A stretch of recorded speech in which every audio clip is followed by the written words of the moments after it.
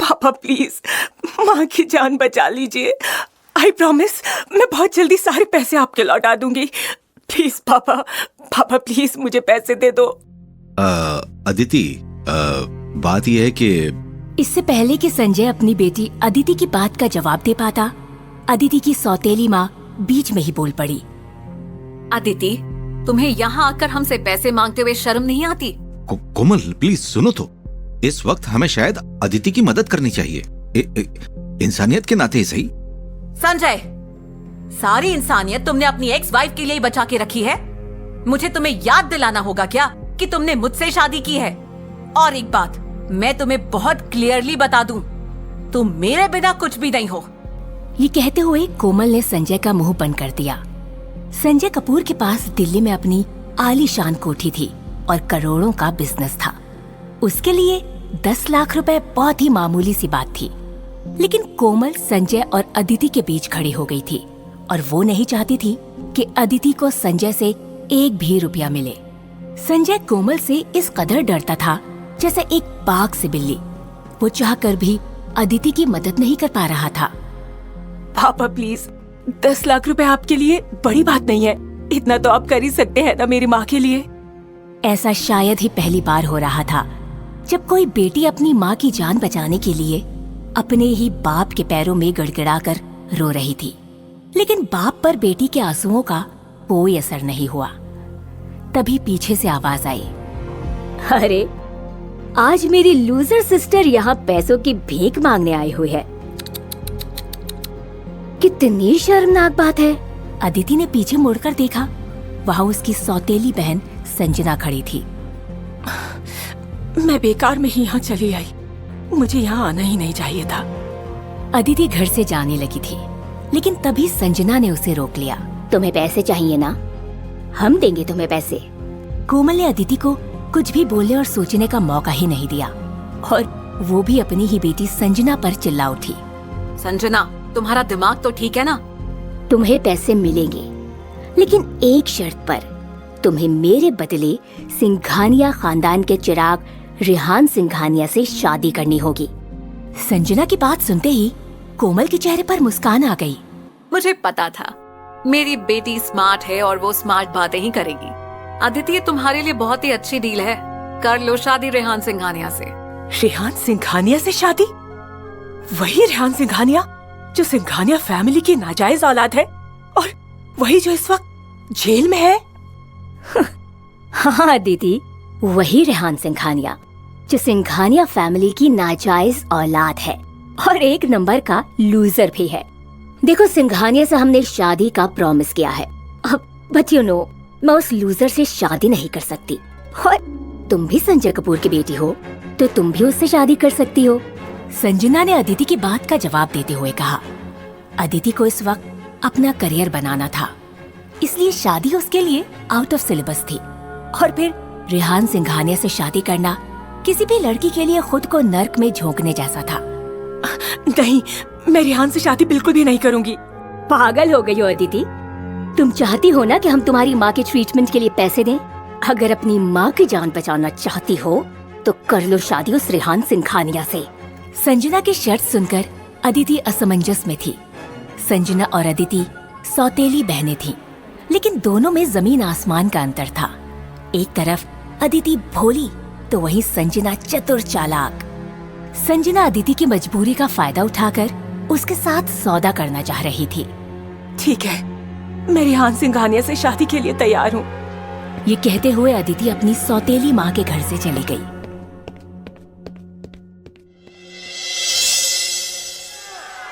वहीं दिल्ली का तिहाड़ जेल कैदियों के शोर शराबे से इस तरह गूंज रहा था मानो जेल में कोई झगड़ा फसाद हो रखा था। लेकिन जेल में एक कोना ऐसा भी था जहाँ पर पिन ड्रॉप साइलेंस था।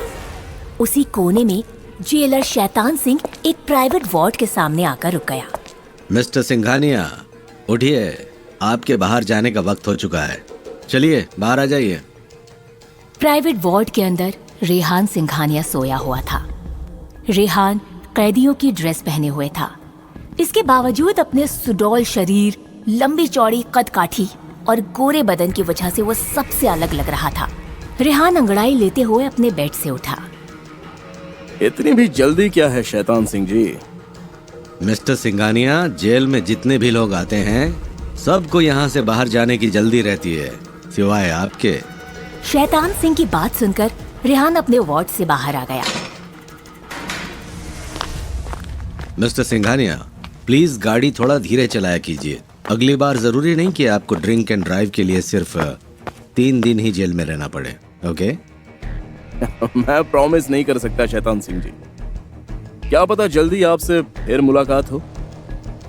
चेंज करने के बाद रेहान जेल से बाहर जाने के लिए तैयार हो गया और शैतान सिंह रेहान को हैरान होकर देखता रह गया।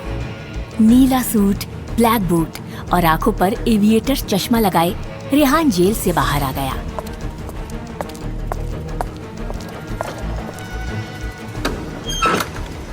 उसने देखा सामने उसका असिस्टेंट मनोहर फरारी कार लिए उसे पिकअप करने के लिए तैयार खड़ा था। मनोहर, सब कुछ अपने प्लान के मुताबिक चल रहा है ना? जी सर, सब कुछ आपके प्लान के हिसाब से ही चल रहा है।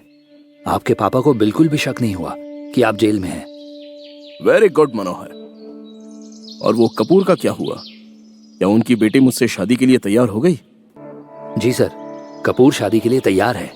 मनोहर की बात सुनकर रेहान हैरान हो गया। उसे यकीन करना मुश्किल हो रहा था कि कपूर की बेटी ने उससे शादी के लिए हाँ बोला था। और फिर रेहान ने मनोहर के कान में धीरे से कुछ कहा, मानो उसके दिमाग में कोई गहरी बात चल रही थी। आखिरकार 2 हफ्ते बाद वो घड़ी आ गई जब अदिति अपनी माँ की जान बचाने के लिए रेहान सिंघानिया से शादी करने वाली थी। दोनों की शादी बहुत ही साधारण तरीके से मंदिर में हो रही थी। अदिति शादी का जोड़ा पहने बेचैनी से रेहान का इंतजार कर रही थी।